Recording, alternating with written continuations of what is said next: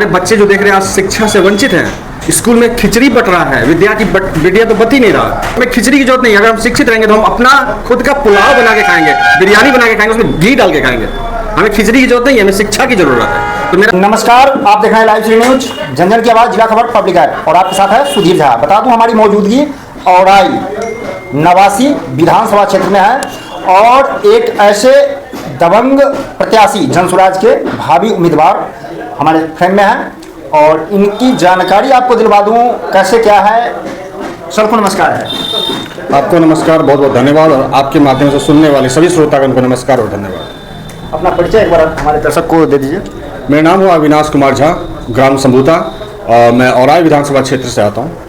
और मेरी पढ़ाई लिखाई हुई है, स्कूलिंग हुआ है अरुणाचल प्रदेश, और इंजीनियरिंग मैंने करी है चेन्नई तमिलनाडु से, इंस्टीट्यूट ऑफ केमिकल टेक्नोलॉजी।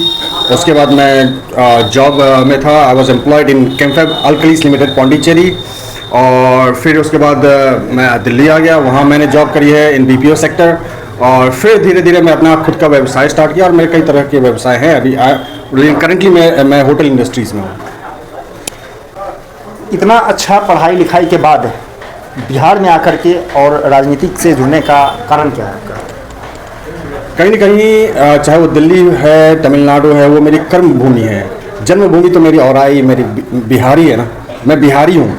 और चूँकि मैं इतना अच्छा मेरा व्यवसाय है बाहर, लेकिन फिर भी कहीं ना कहीं लोगों को मुझे तो नहीं, अब मुझे लोग नहीं कहते, पहले कहते थे, लेकिन मेरा होता इतना बड़ा हुआ है आप सबके आशीर्वाद से, भगवान के आशीर्वाद से। लेकिन कहीं ना कहीं लोगों को वहाँ पे जो बिहार समुदाय के लोग हैं उनको अभी भी बिहारी करके बुलाया जाता है। क्यों?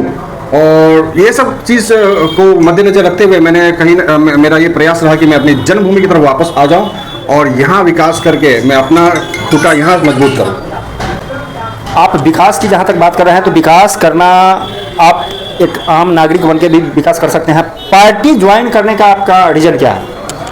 आम नागरिक बनकर आप विकास नहीं कर सकते हैं, क्योंकि आपके पास आप बहुत सीमित रहेंगे, और जब तक आपके यहाँ पे पावर नहीं है, अथॉरिटी नहीं है, तो आप कुछ कर लीजिए, आप विकास नहीं कर सकते। आप चाहे पैसा बढ़ा दीजिए या लोगों को शिक्षित कर दीजिए, फिर भी आप विकास नहीं कर सकते until unless you have power है सब कुछ। आप निर्देश दे सकते हैं, उस विभाग पर आप निर्देश दे सकते हैं, आपके एक सिग्नेचर पर वो विभाग काम करेगी।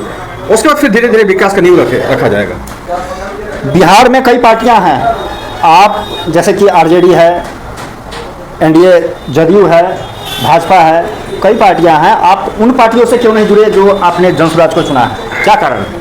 सबसे पहले जो मेरा मुद्दा रहा है, उद्देश्य रहा है, काफ़ी मिलती जुलती है जनसुराज से। पहले तो हमें ये समझना चाहिए कि जनसुराज का मतलब क्या है। जनसुराज और जनता का स्वराज, सुंदर राज, ठीक है। आ जाइए दूसरी जो पार्टियां, महापार्टियां हैं, जो पुरानी पार्टियां हैं, अब शुरू करते हैं। या तो अगर लालू प्रसाद यादव जी का ले लेते हैं, लालू प्रसाद यादव जी खुद मुख्यमंत्री रहे हैं, फिर धीरे धीरे वो अपनी वाइफ को मुख्यमंत्री बना दिए। वो इतना अच्छा बाप है कि आप अपने बेटे, जो 9वीं फेल बेटा है, उसको मुख्यमंत्री बनाने में लगे हुए हैं। वो तो परिवारवाद में उलझे हुए हैं। मान लीजिए आरजेडी में आपका जो एलिगेशन है वो कहाँ तक क्या है, वो सब देख रहे हैं, सब जान रहे हैं। जेडीयू कौन सा गलत पार्टी है, उसके लिए उसने आपको चुना था? जेडीयू में जो उच्च पदाधिकारी हैं, शायद उनको निर्णय लेने की क्षमता नहीं है। अच्छे लोग हैं, अच्छे लोग, प्रोफेशनल लोग हैं, एजुकेटेड लोग हैं, उनको क्यों नहीं टिकट दिया जा रहा है? भाजपा में आ जाइए, और अब एनडीए की बात करता हूँ मैं। मोदी जी जो उच्च पद पे बैठे हुए मोदी जी हैं, वो तो सभी को पता है। मोदी जी ने अभी फिलहाल उनका सरकार चल रहा है, एनडीए की सरकार है। एनडीए की सरकार है तो बिहार के लिए उन्होंने क्या किया?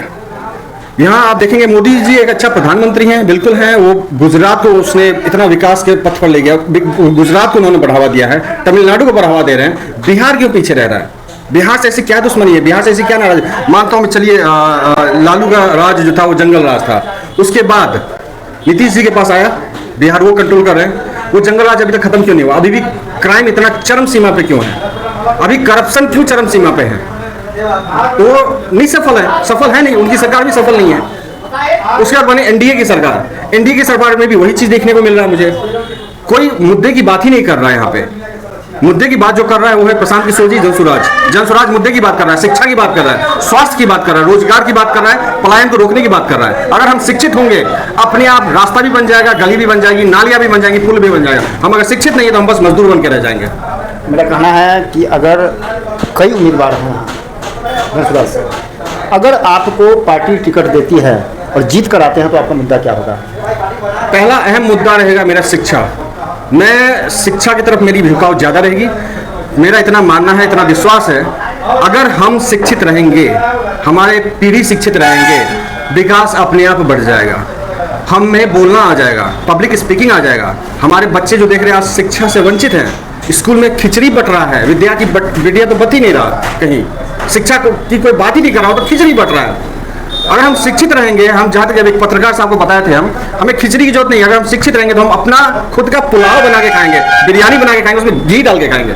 हमें खिचड़ी की जरूरत नहीं है, हमें शिक्षा की जरूरत है। तो मेरा अहम मुद्दा रहेगा शिक्षा। एक सवाल औराई की जनता आपसे जानना चाह रही है कि मोटे मोटे सोने के चैन और सारे अंग में सोने का अंगूठी, ब्रासलेट वगैरह और चंदन, मतलब सनातनी का एक पहचान आप दे रहे हैं और एक दबंगों का पहचान आप दे रहे हैं, ये कहाँ तक क्या है वो जानकारी हमारे दर्शकों को दें। सनातनी का पहचान, मैं सनातन हूँ और जब तक मैं सनातन नहीं रहूँगा, अपने धर्म का नहीं रहूँगा, मैं किसी का नहीं हो सकता।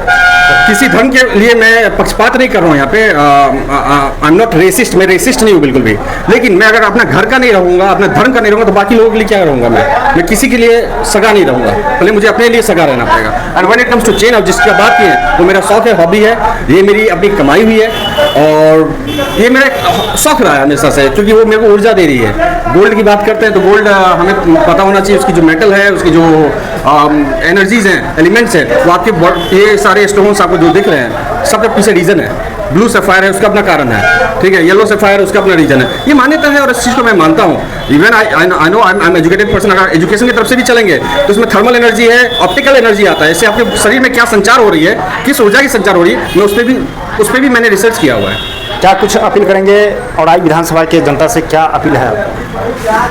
जनता से बस इतना ही हाथ जोड़कर विनम्र विनती करता हूँ कि इस बार मुद्दा पर सवाल उठाइए, जात पात से ऊपर उठिए, अपने बच्चे के लिए, शिक्षा के लिए वोट कीजिए, रोजगार के लिए वोट कीजिए, पलायन बंद हो जाए। आपके बच्चे अभी छठ पूजा आ रहा है, धक्का मुक्की खाकर दिल्ली से, बंबई से, कलकत्ता से, हर जगह से बिहारी आएंगे, वहीं फिर धक्का मुक्की खाकर वापस जाएंगे। उनके लिए तरस खाइए, अपने बच्चे का जिंदगी सुधारिए, शिक्षित करिए, रोजगार यहाँ पे चाहिए हमें। आपने सारे सरकार को देख लिया, लालू सरकार देख लिया, आपने नीतीश सरकार देख लिया, मोदी सरकार देख लिया, किसी ने एक मौका प्रशांत जी को। और इतना मैं दावे के साथ कहता हूँ, प्रशांत जी एक ऐसा शख्सियत है, उनके पास किसी चीज़ की कमी नहीं है, फिर भी वो आपके लिए पदयात्रा पर निकले हुए हैं। गांव उन्होंने टच किया है, उन्होंने बिहार को स्टडी किया है। उनका अगर आपने भरोसा तोड़ दिया, उनका दिल तोड़ दिया, तो फिर उसकी तरह दोबारा शख्सियत इस बिहार की धरती पर आना बहुत असंभव है। तो आप सबसे इतना ही विनती है, इस बार मुद्दे की बात कीजिए, ये मुर्गा चावल पे वोट ना दीजिए, दारू पर वोट ना दीजिए।